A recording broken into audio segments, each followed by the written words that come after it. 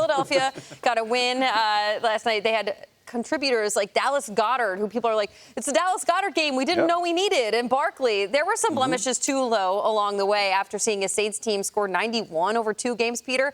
But what did it take for the Eagles to eke this win out in New Orleans? I think it was the longest short week in the history of the NFL for the Eagles. They played on Monday night, and yet it felt like the pressure was turned up to 1,000, and everybody was breathing down on them. And they had a game in 6 days in a house of horrors, New Orleans, where basically nobody goes in and has success. And they absolutely silenced the red-hot New Orleans Saints. The defense was incredible. Jalen Carter was playing well. You had this defensive backfield step up. And I feel like they heard everything that everyone was saying, and then they responded, and now we've got to at least, as a media, I think we have to eat some of it. We have to eat some crow because, like, shut up. Like, what we just did was we silenced his offense at 91 points through 2 weeks, and we did it with all the same guys that you were tearing down.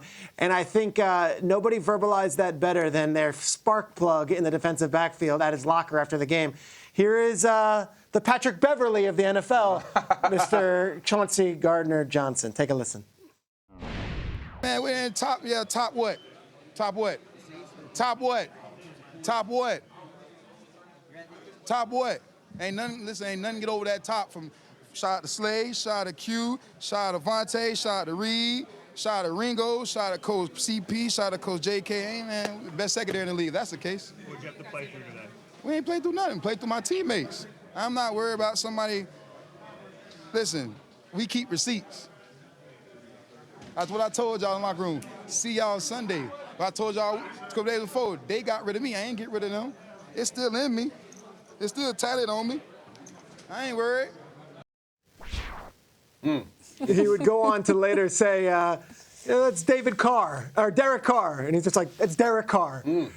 The Eagles heard everything we said, and the Eagles read everything that was written about them over the past few days. Top what? It wasn't pretty, but they responded. And guess what? They're 2-1 in the NFC East with a Cowboys, Commanders, and Giants trio that doesn't exactly look like they're taking the world by storm. So the Eagles, take a breath. Great win. They found it from really deep below in a hostile environment. And as I can't be as animated as Chauncey Gardner-Johnson, but they feel pretty good about themselves. Yeah, they feel good about themselves, and I need to blink as many times as CJ did. But they took care of business, man. I mean, obviously, those guys saw what to not do the week prior to what Dallas had to deal with. So they wanted to go out there, and they needed that victory. And they also needed that victory for their locker room, because I think if they would have taken the L there, I think Sirianni would have had some question marks revolving around his job.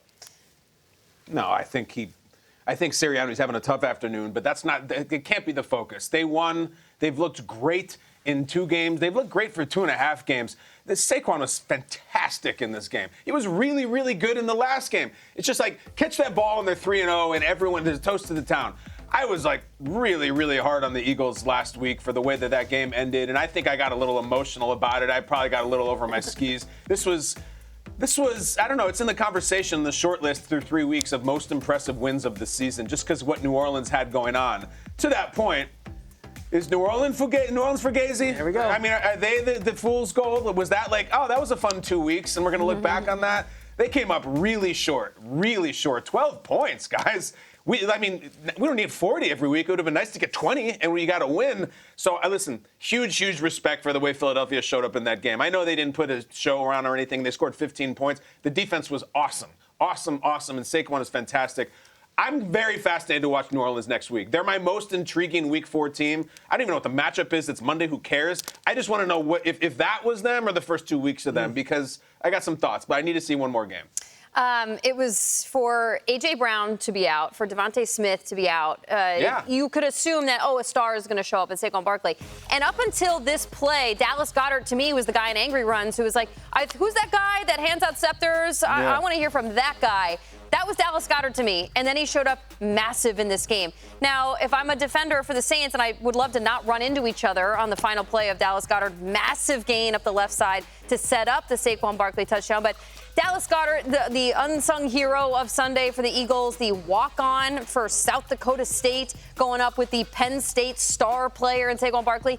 These are the kind of games, if we're going to talk about just stacking wins, The Chiefs did it kind of ugly, and the Eagles did it really ugly. But sometimes that's the kind of team that you find playing in January, and you're like, man, how about that win against the Saints in September? It totally turned the team around. And Nick Sirianni having to work with a lot of different personalities and emotions on the sideline. Sometimes he does some things that I'm very impressed with in terms of managing this team, because it's a lot of big. You see Chauncey Gardner-Johnson, you sit in a power move in the media. He's like, everyone come talk to me, and I'm going to answer these questions. I thought that was kind of entertaining, Kyle. This fascinating numbers by Goedert, and he was so big with the 2 wide receivers down.